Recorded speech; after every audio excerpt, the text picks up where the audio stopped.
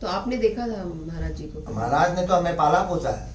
मैं 5 साल का था जब यहाँ घुसे थे, सबसे पहले मैंने दीदी ने ही देखा था उन्हें। अच्छा। हाँ, और एक बार महाराज को हमारा परिवार से इतना लगाव था। माँ हमारी दमा की बीमार बिस्तर पे ही रहती थी। अच्छा।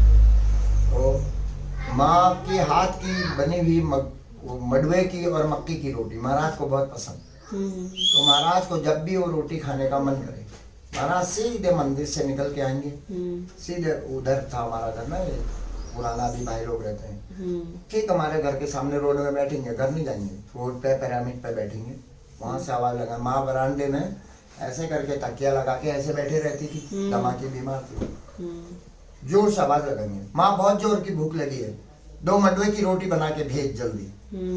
तो माँ के कान में आवाज जानी चाहिए। तो ऐसा लगता था कि माँ हमें बहाना दिखा रही, और 15 मिनट के अंदर ही माँ सारा काम अपने हाथ से करके, वो मंडवे का आटा गूंथना है, आग जलानी है, कोई गैस तो थी नहीं, आग जलाएगी, 2 रोटी, और रोटी भी रुमाल में या पत्ते पे बनती है, वो हाथ पे बेल के नहीं बनती, मोटी होती बाजरे की जैसी ना। अच्छा। रागी जिसको बोलते हैं, काले। 2 रोटी बनाएगी, और अगल बगल सारे खेत हैं, बाहर आ जाएगी, अगर देखेगी कोई सब्जी है, अगर हरी सब्जी ऐसी कुछ नहीं है तो जीरा भुनेगी तवे में, जीरे का नमक पीसेगी, 1 गिलास बनाएगी चाय, 15-20 मिनट में सब करके तैयार करके नीचे।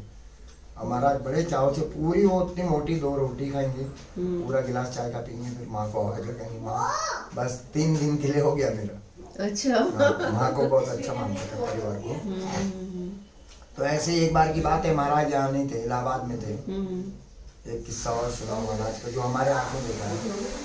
तो माँ का हमारा जाड़ों में ना दमा की वो ज्यादा हो जाती है, बादल बादल लगने में ना, ठंडे में दमा ज्यादा हो जाता है दौरान। तो माँ की एक दिन अचानक तबीयत खराब हो गई। तो तबीयत खराब हुई, शाम ढलते ढलते माँ की बहुत तबीयत खराब हो गई। एक एफेडिन की कोई गोली होती थी, कोई डॉक्टर ने सुझाई थी, वो घर में जार में हम रखे रहते थे, शीशी में उसका स्टॉक। तो माँ को हर 4 घंटे में 1 गोली खानी होती, इतनी छोटी सी। तो माँ को 3-4 गोलियां भी खा ली थी उसने सुबह से, तो कुछ नहीं असर हुआ। और शाम ढलते ढलते माँ एकदम सीरियस होने लगी। अब जैसे दीदी लोग कोई जंगल गए हैं, कोई घास ला रहे हैं, कोई खेती बाड़ी सब कुछ। अब एक बड़ी दीदी जैसे खाना बनाएगी, हमारी सब्जी अब्जी भी चूल्हे में चढ़ गई थी, कोई दीदी गोट से दूध वो कर रही है। तो माँ की तबीयत अचानक से जब बहुत ज्यादा हुई, पिताजी ने भैया को भेज के आस पड़ोस से ताऊ जी लोगों को सबको बुलवा लिया घर। सब घर में आए तो अब एकदम से माँ बिल्कुल बेहोश होने लगी। होते होते जब नब्ज पकड़ी माँ की, तो उसकी नब्ज भी गायब होने लगी। अब कोई यहाँ ऐसा साधन नहीं, ना हम लोगों के पास इतना पैसा की, और पहले तो पैसा अगर कहीं से होगी तो कोई साधन नहीं, ये गाड़ियाँ थोड़ी चलती थी, इक्का दिक्का गाड़ियाँ चलती थी, न किसी के पास अपनी टैक्सी जानते भी नहीं थे। अब बड़ी धीरे धीरे 8 बजे के आसपास माँ ने एकदम ही मतलब आंखें बिल्कुल बंद कर दी। तो अब एकदम से ताऊ जी लोगों ने कह दिया अरे अब तो नहीं बचती है। जैसे ऐसा कहा तो अब हम सारे भाई बहन घर में, तो एक ही बड़ा सा कमरे में हम रहते थे, सबके सब रोने लग गए जोर जोर से। एकदम से जब ऐसा कहा ना, तो अब माँ पिताजी को भी हक होगी, पिताजी भी रोने जैसे लग गए, तो सभी रोने लग गए। अब महाराज तब इलाहाबाद में थे बड़े। अच्छा। तो महाराज ने इलाहाबाद में जान ली कि पूर्णानंद के बच्चे रो रहे हैं और उनकी माँ को धमाका दौड़ा। तो महाराज ने इलाहाबाद से नैनीताल माता जी का होटल है माल रोड में, इंडिया होटल। अच्छा। वहाँ ट्रंक कॉल बुक करके बात करी इंडिया होटल में। और एक महाराज के भक्त और बाबा थे, वो अमेरिका, अब तो शरीर छोड़ दिया, हरिदास बाबा, जो महाराज के सेक्रेटरी हुआ करते थे, सारा काम देखते थे। तो दिन भर यहाँ काम देखते थे, शाम को हनुमानगढ़ी मंदिर में उनकी ड्यूटी होती थी। जैसे ब्रह्मचारी बाबा भूमियाधार में और हरिदास बाबा नैनीताल हनुमानगढ़। अच्छा। दिन भर वो दोनों यहीं रहेंगे, शाम को यहाँ से चले जाएंगे, वहाँ रात की पूजा वूजा, सुबह की पूजा करके फिर वापस कैंची धाम। हरिदास बाबा अब वो हनुमानगढ़ में। तो इंडिया होटल में फोन आया कि फौरन से गाड़ी लेके हनुमानगढ़ जाओ, कम से कम 3 किलोमीटर है माल रोड से इंडिया होटल और हनुमानगढ़, और हरिदास को बुला के लाओ वहाँ से और मेरी बात करो फोन पर। फिर गाड़ी इंडिया होटल से वहाँ गई।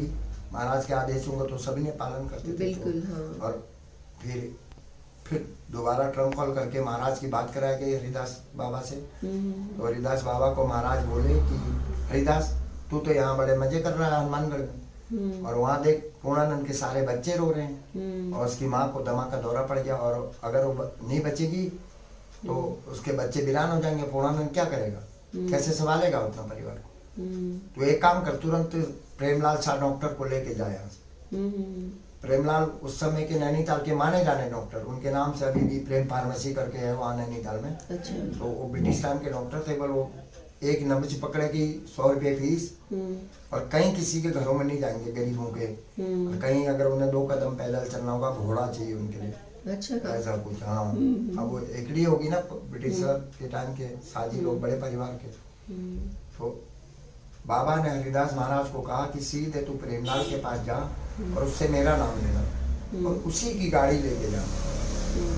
उसके पास अपनी गाड़ी थी, और उसको लेके तुरंत कैंची पहुंच पूर्णानंद के घर। तो उन्होंने सीधे फिर प्रेमलाल के पास गए, उसको बताया कि महाराज का ऐसा ऐसा आदेश है। उसने उसी समय खाली इतना ही पूछा, हरिदास बाबा से बताते थे हमें कि वो क्या बीमार है, तो उनको मालूम था कि दमा की बीमार है, तो उन्होंने बताया दमा की बीमार है, और सीधे उसने अपना किट पैक किया और गाड़ी लेके। हमारे घर में उस समय गोट में से गाय की बछिया लाके पूंछ हाथ लगाते हमारे पहाड़ों में, जिसके प्राण छूट रहे हो ना, गाय की पूंछ हाथ लगाते कहते, उससे तरते हैं करके।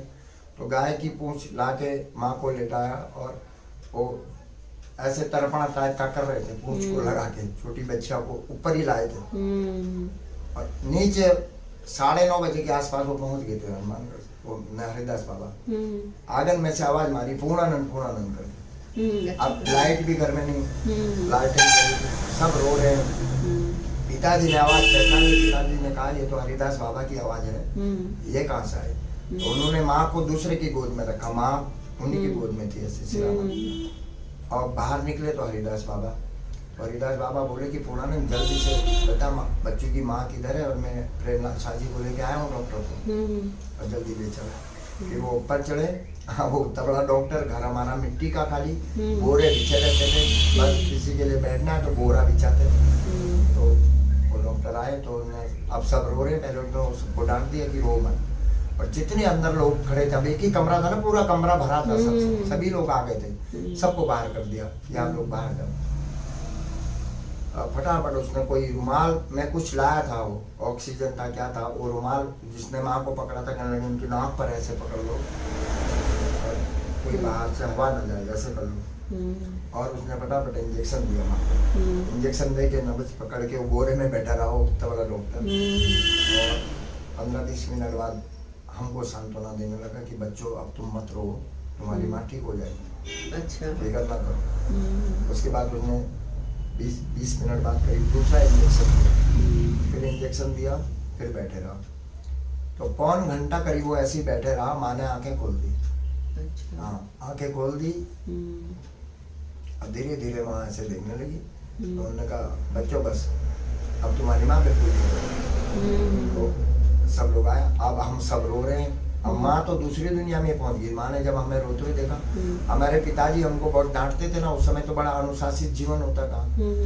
तो माँ कहने लगी तुम लोग रो क्यों रहो, तुम्हारे पिताजी ने डांटा होगा ना, किसको किसको पिता, वो तो अलग ही दुनिया में पहुंच गई थी। तो महाराज ने दूसरी दुनिया से माँ को वापस लिया, और सबसे पूछने लगी तुमने खाना खाया नहीं खाया।